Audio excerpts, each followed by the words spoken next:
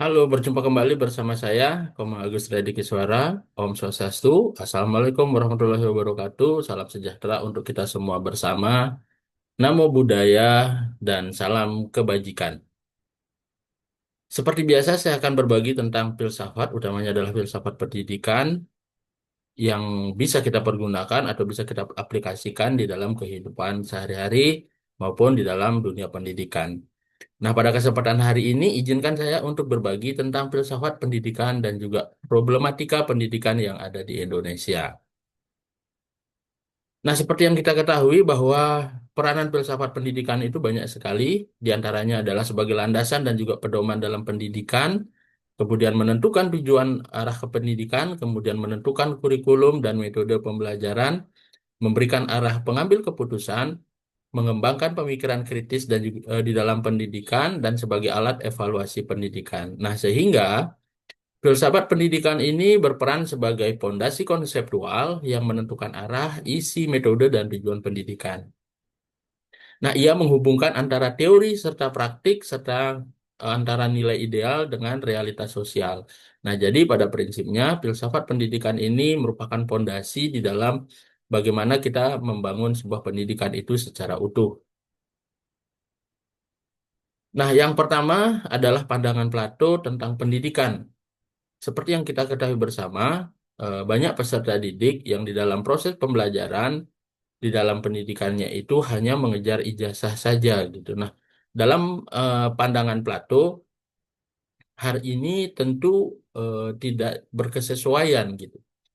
Nah, jadi eh, Plato memiliki pandangan bahwa bagaimana membentuk manusia yang sejati dengan jalan memiliki pengetahuan yang utuh ataupun yang disebut sebagai episteme.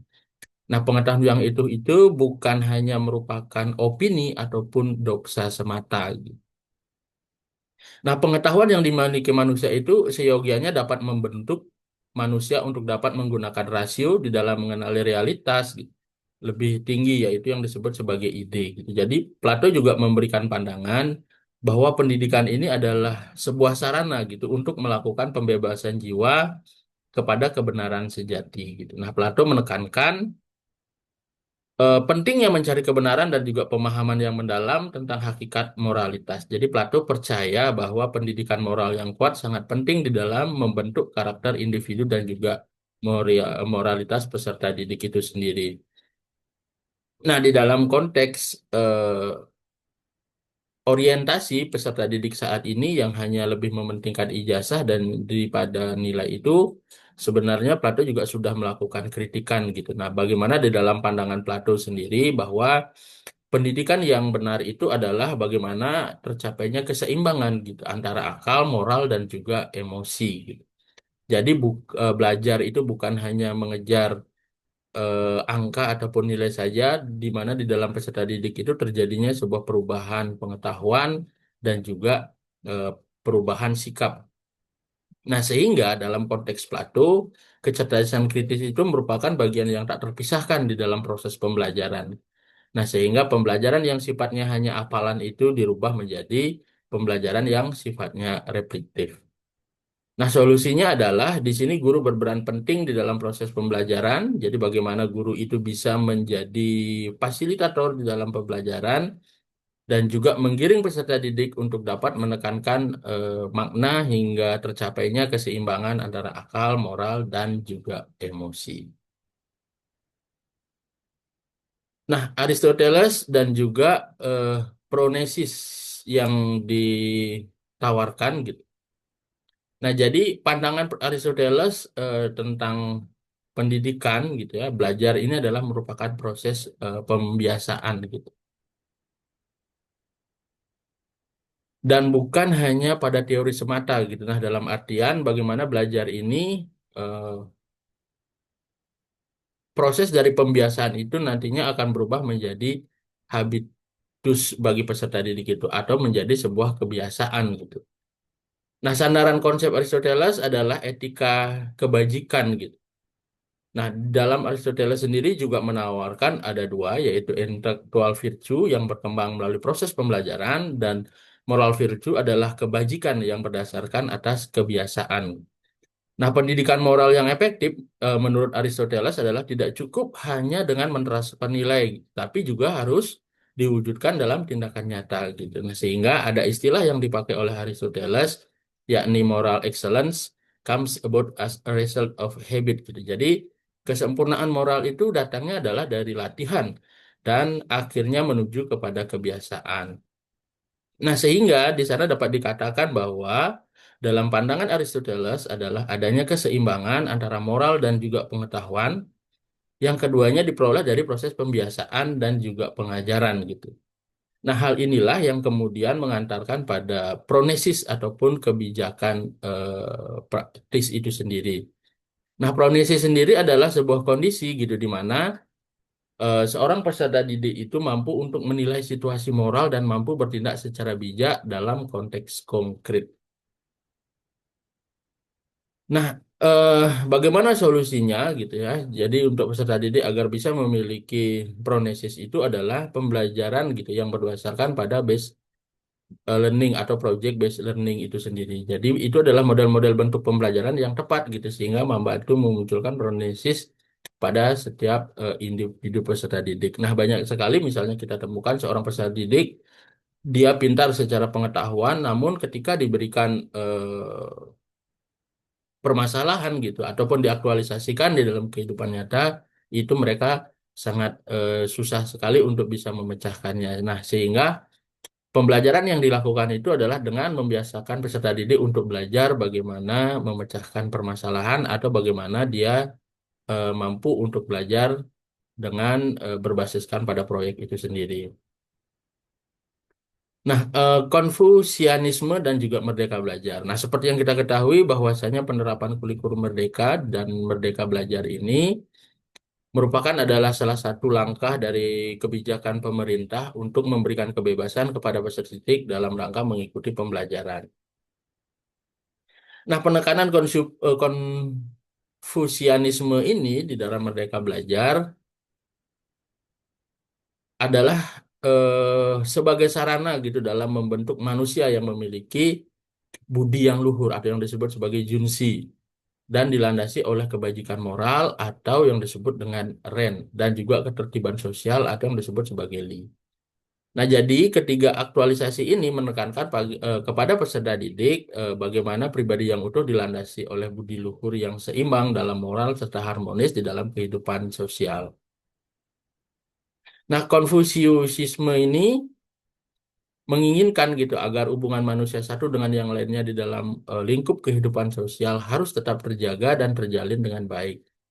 Nah, sehingga di dalam kehidupan manusia harus memiliki kepekaan sosial dan tidak berpaku pada egosentrisme semata gitu. Nah, kalau misalnya kita lihat di dalam eh, profil pelajar Pancasila gitu, tentunya ini sangat berkaitan sekali. Di mana juga di dalam profil pelajar Pancasila itu menekankan pada manusia yang beriman, kemudian mandiri, serta gotong royong, bernalar, dan juga kreatif di dalam kehidupannya. Jadi, Konfusianisme ini juga memandang bahwa dalam pendidikan sesungguhnya harus berakar pada nilai-nilai yang mengedepankan moralitas dan juga relasi sosial yang harmonis gitu ya. Ren sendiri adalah cerminan manusia yang universal atau mampu menjalin harmonisasi dengan siapa saja. Nah, sehingga hal ini juga berkesesuaian dengan Merdeka Belajar itu. Jadi bagaimana siswa itu tidak hanya cerdas secara pengetahuan, namun juga serta didik itu memiliki keterampilan di dalam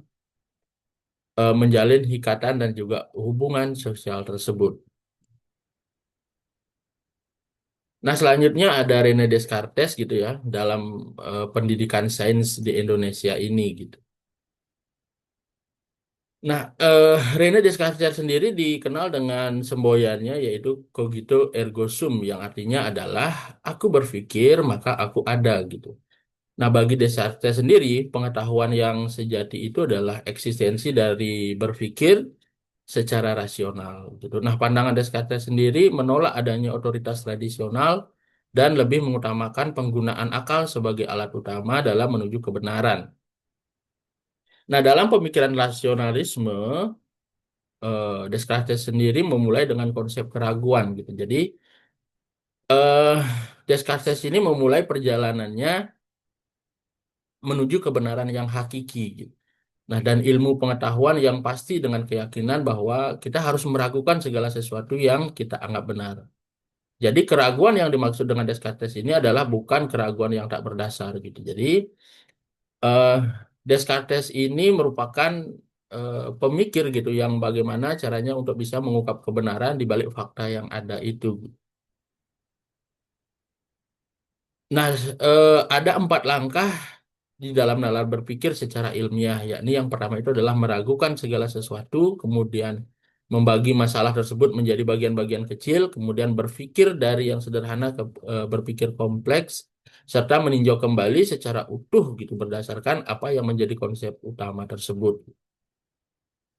Nah, sehingga di dalam penerapan pendidikan di Indonesia, siswa perlu diajarkan untuk bagaimana menganalisa permasalahan, mengajukan hipotesis, dan juga menyusun pertanyaan serta menarik kesimpulan yang bermakna.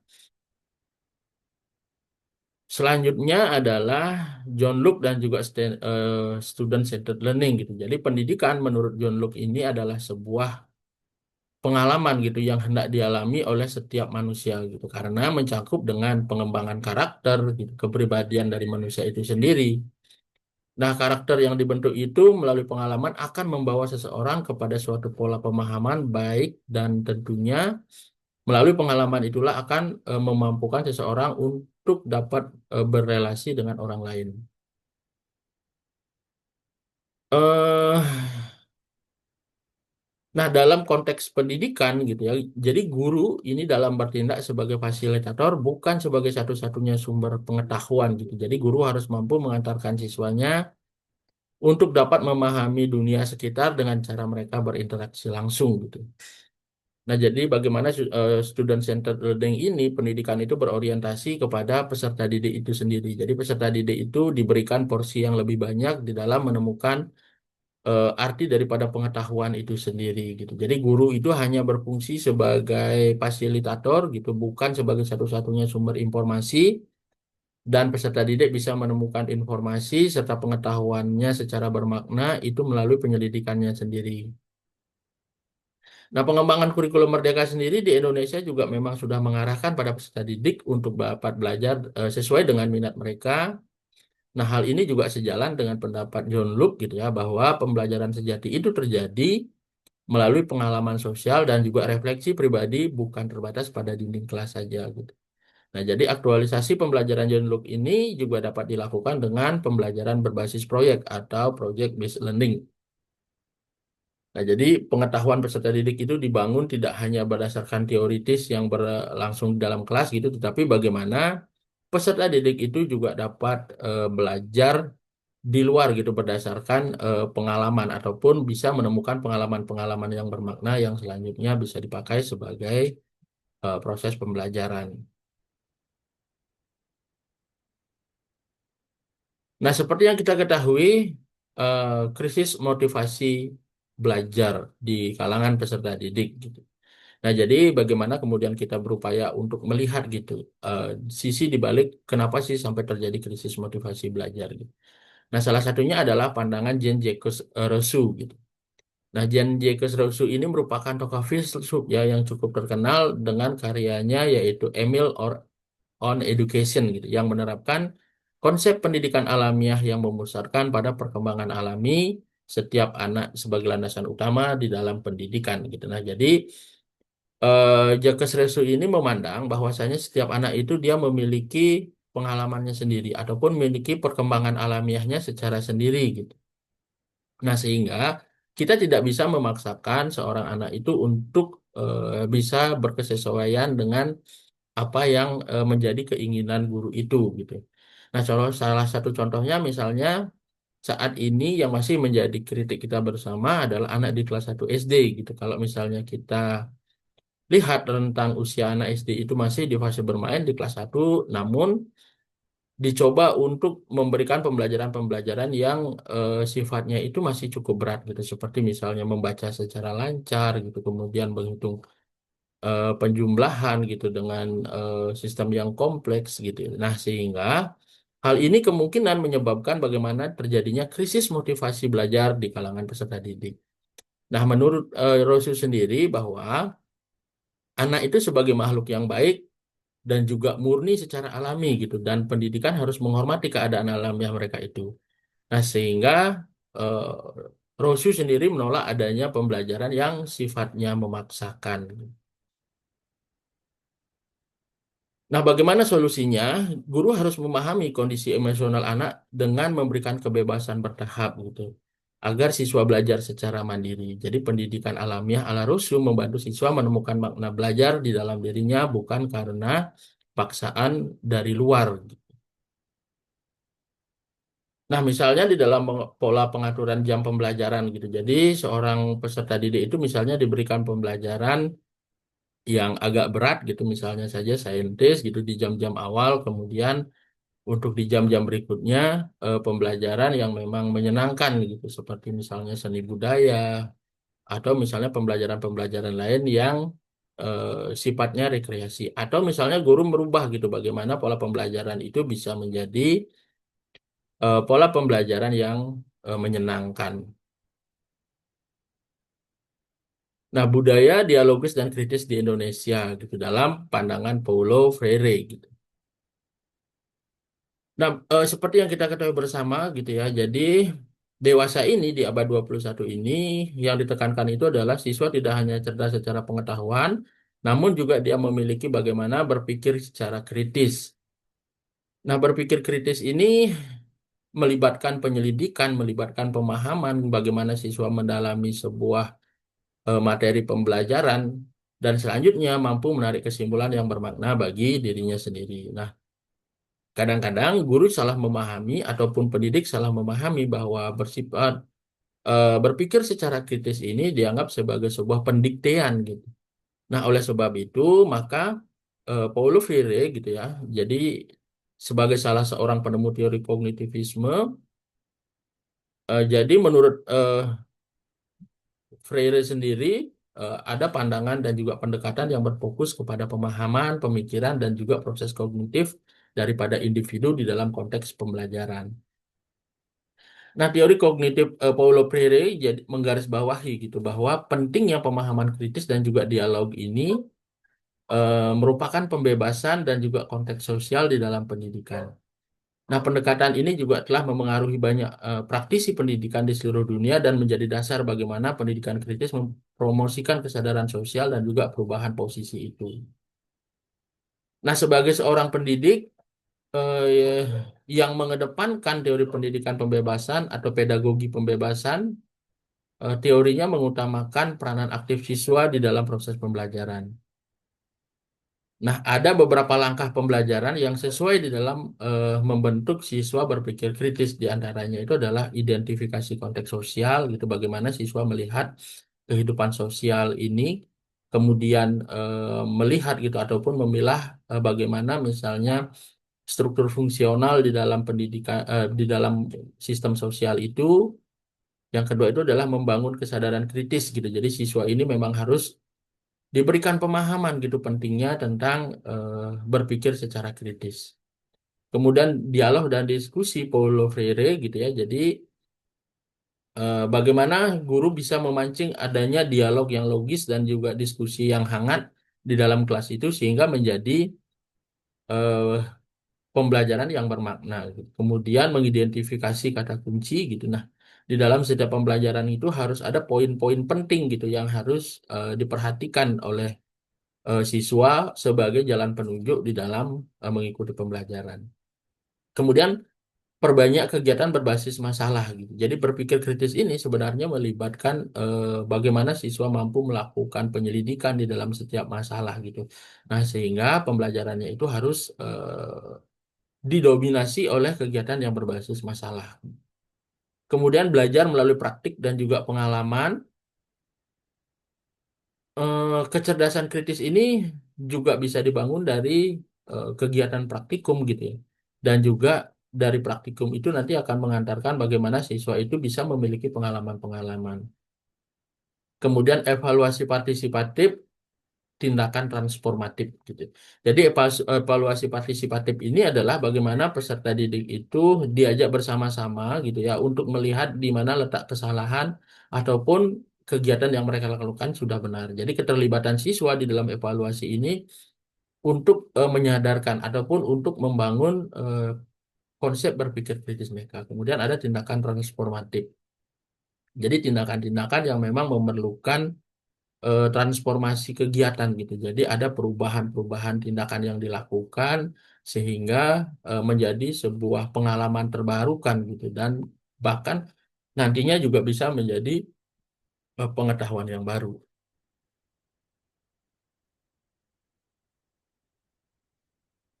Nah, Michael Volkert gitu ya, kekuasaan, disiplin dan ketimpangan pendidikan di Indonesia. Nah, pandangan Volkert tentang disiplin tubuh ini gitu ya menunjukkan bahwa belajar ini bukanlah hasil dari keinginan luar yang dipaksakan gitu. Jadi disiplin itu sebenarnya adalah manifestasi dari kemauan diri yang sebenarnya. Nah, meskipun keinginan setiap orang itu berbeda-beda.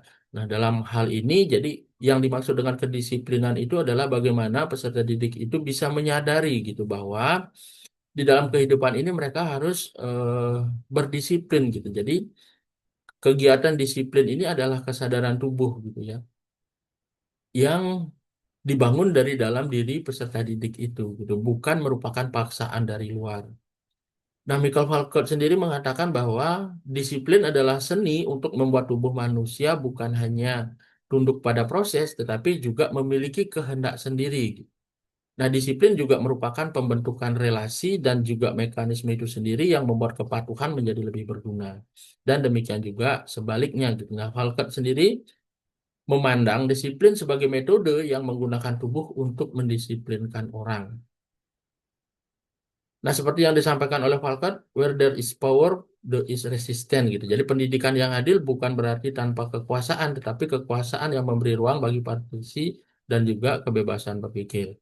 Nah, dalam konteks kekuasaan yang disampaikan oleh Falcon itu bahwa pendisiplinan yang dilakukan secara sistemik gitu dan paksaan dari luar itu juga merupakan hegemoni daripada relasi kekuasaan itu gitu. Nah, kalau misalnya kita sampaikan secara sederhana bahwa kekuasaan yang dimiliki seseorang itu kadang-kadang dipakai alat untuk melegitimasi mendisiplinkan seseorang gitu. Nah, saat ini kan banyak terjadi permasalahan bagaimana guru di dalam melakukan pendisiplinan kepada siswa itu dilakukan secara semena-mena gitu. Misalnya melakukan penghukuman yang di luar batas kewajaran. Kemudian yang salahnya lagi adalah bagaimana pendisiplinan itu dipertontonkan pada orang banyak. Nah, bagi Volcker sendiri itu bukanlah suatu tindakan pendisiplinan, tapi lebih kepada hegemoni kekuasaan gitu. Nah, demikian juga misalnya di dalam proses pendidikan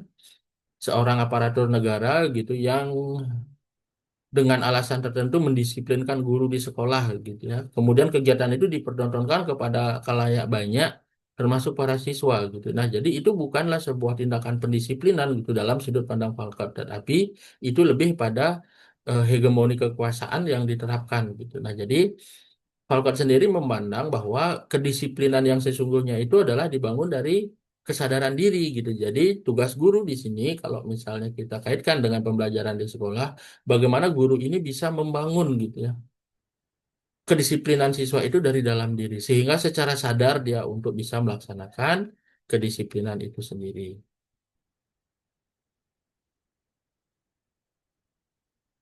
Nah, yang selanjutnya adalah tindakan komunikatif dan juga transformasi budaya dialogis di sekolah gitu. Jadi salah satu pakarnya itu adalah eh, Jürgen Habermas gitu. Jadi Habermas sendiri yang lahir di tahun 1929 adalah salah satu filsuf Jerman dengan mazhab Frankfurtnya yang menekankan pentingnya tindakan komunikatif sebagai dasar rasionalitas dan juga demokrasi gitu. Nah, sehingga di dalam hal ini modernisme gitu ya, tindakan komunikasi Habermas sangat menonjol gitu. Nah, pada umumnya gagasan ini juga diartikulasikan sebagai wacana tentang pentingnya komunikasi di dalam dunia pendidikan. Nah, peranan guru sebenarnya bukan hanya sebagai sumber informasi yang utama gitu, namun akan lebih penting sekali ketika guru mampu memberikan kesempatan kepada siswa bagaimana untuk bisa menyampaikan wacana ataupun bisa berdialog gitu. Nah, keterampilan berbicara di sini tentunya sangat penting bagi peserta didik gitu. Nah, ketika dia bisa menyampaikan aspirasinya dengan baik dan benar, nah itu merupakan refleksi dari pengetahuan yang mereka miliki gitu. Nah, kadang-kadang budaya di sekolah saat ini juga tidak memberikan kesempatannya bagaimana guru peserta didik itu untuk bisa menyampaikan pendapatnya secara terstruktur gitu. Bagaimana menyampaikan pendapatnya dari hasil olah pikir yang mereka dapatkan. Nah, kemudian Habermas juga membedakan gitu antara tindakan instrumental gitu atau yang berorientasi pada hasil dan juga tindakan komunikatif gitu yang berorientasi kepada pemahaman. Nah, sehingga pendidikan yang ideal itu menurut Habermas adalah berorientasi pada komunikasi yang rasional dan juga bebas dari dominasi gitu. Nah, dalam hal ini guru dan siswa menjadi mitra dialog yang sejajar.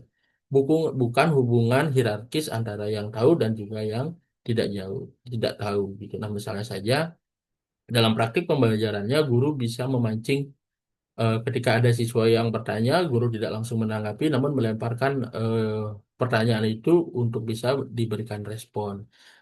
Nah, demikian juga dalam dialog pembahasan tentang materi gitu. Jadi mungkin saja peserta didik itu sudah mengetahui tentang materi tersebut gitu. Nah, jadi harus dilakukan dialog gitu ataupun diskusi kecil untuk bisa menemukan kebenaran yang sesungguhnya. Jadi praktik-praktik semacam ini sebenarnya juga membangun demokrasi di dalam pembelajaran ataupun di dalam pendidikan.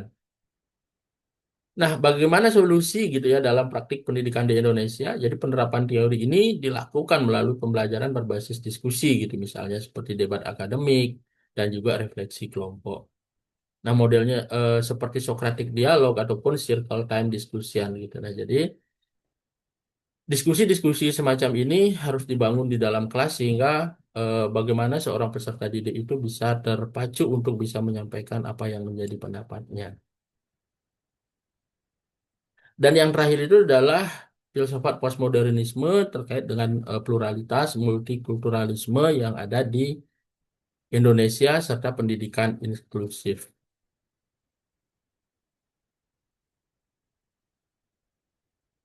Nah, kemunculan dari filsafat postmodernisme ini merupakan kritik terhadap filsafat modern gitu yang dipandang menekankan tentang rasionalitas Tuhan, tunggal gitu ya, dan juga kebenaran universal gitu. Nah, di dalam praktik filsafat modern gitu ya itu lebih menekankan kepada rasionalitas tunggal gitu dan juga kebenaran universal. Nah, inilah yang menjadi bahan kritikan terutamanya adalah di rasionalitas yang bersifat tunggal itu. Postmodernisme sendiri menolak akan adanya klaim-klaim kebenaran tunggal tersebut. Nah, sehingga di sini filsafat postmodernisme ini membuka ruang bagi adanya pluralitas ataupun kebersamaan. Nah, salah satu tokohnya misalnya Lyotard sendiri yang menekankan bahwa pengetahuan itu tidak bersifat hierarkis gitu, tetapi bersifat naratif dan juga lokal. Nah, pendekatan postmodernisme di sini mendorong kurikulum yang fleksibel dan juga kontekstual, yang mengakomodasi tentang nilai-nilai kearifan lokal ataupun lokal wisdom di setiap daerah gitu. Nah, kalau kita bercermin di Indonesia sendiri yang terdiri dari masyarakat yang cukup pluralitas gitu ya, sehingga postmodernisme ini sangat tepat sekali gitu. Jadi bagaimana isu-isu kedaerahan, bagaimana kearifan lokal yang ada di masing-masing daerah itu untuk bisa diangkat dan dijadikan sebagai topik di dalam pembelajaran itu gitu. Berbeda dengan modernisme yang mengklaim tentang rasionalitas yang bersifat tunggal gitu ya, bahwa segala bentuk pembelajarannya itu disamakan gitu dari daerah hingga ke pusat gitu. Nah, tentu kita di sini melihat bagaimana misalnya kearifan lokal yang ada di daerah itu tidak mendapatkan ruang gitu. Nah, sedangkan di dalam postmodernisme sendiri melihat pluralisme ini gitu. Jadi melihat keragaman dan juga mengangkat tentang kearifan lokal serta isu-isu kedaerahan tersebut. Nah, postmodernisme juga mendukung pendidikan inklusif gitu yang menghargai perbedaan fisik, kemudian ada perbedaan intelektual dan juga perbedaan sosial. Nah, sehingga solusi di dalam praktiknya adalah sekolah dapat menerapkan proyek lintas budaya dan juga merefleksi nilai-nilai Pancasila untuk memperkuat kesadaran pluralisme ini gitu. Nah, modernisme ini cenderung dia lebih adaptif terhadap budaya-budaya lokal, budaya-budaya kedaerahan untuk bisa dijadikan sebagai bahan di dalam pembelajaran. Demikian juga di dalam pendidikan yang sifatnya inklusif gitu. Jadi dia cenderung lebih terbuka juga sehingga semuanya mendapatkan layanan pendidikan yang setara gitu. Nah, demikian yang bisa saya sampaikan terkait dengan peranan filsafat di dalam problematika pendidikan yang ada di Indonesia. Terima kasih banyak. Kita berjumpa lagi di lain kesempatan dan lain waktu terkait dengan materi-materi yang lainnya. Saya tutup dengan Prameswati. Om Santi Santi Santi Om. Wassalamualaikum warahmatullahi wabarakatuh. Salam sejahtera. Namo Buddhaya. Terima kasih.